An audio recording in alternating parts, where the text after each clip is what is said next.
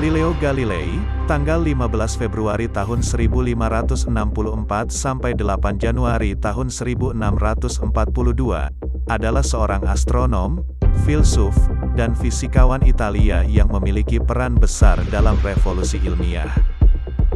Ia disebut sebagai Bapak Astronomi Observasional, Bapak Ilmu Fisika Modern, Bapak Metode Ilmiah, dan Bapak Ilmu Pengetahuan. Salah satu penemuannya yang masih diterapkan dalam percobaan fisika ialah transformasi Galileo yang khusus digunakan pada persoalan kecepatan yang nilainya sangat kecil bila dibandingkan dengan laju cahaya. Sumbangannya dalam keilmuan antara lain adalah penyempurnaan teleskop, berbagai pengamatan astronomi, dan hukum gerak pertama dan kedua, dinamika.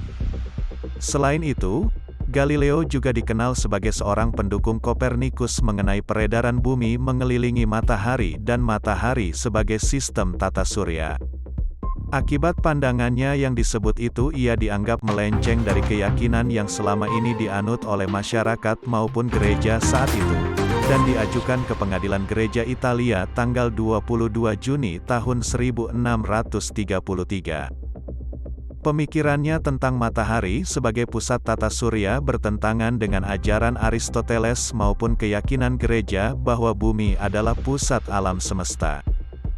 Ia dihukum dengan pengucilan, tahanan rumah, sampai meninggalnya.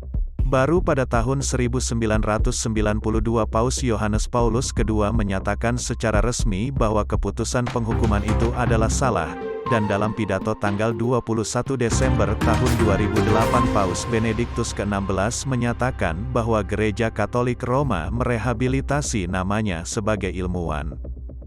Menurut Stephen Hawking, Galileo dapat dianggap sebagai penyumbang terbesar bagi dunia sains modern. Hasil usahanya bisa dikatakan sebagai terobosan besar dari Aristoteles. Konfliknya dengan Gereja Katolik Roma, peristiwa Galileo, adalah sebuah contoh awal konflik antara otoritas agama dengan kebebasan berpikir, terutama dalam sains, pada masyarakat Barat.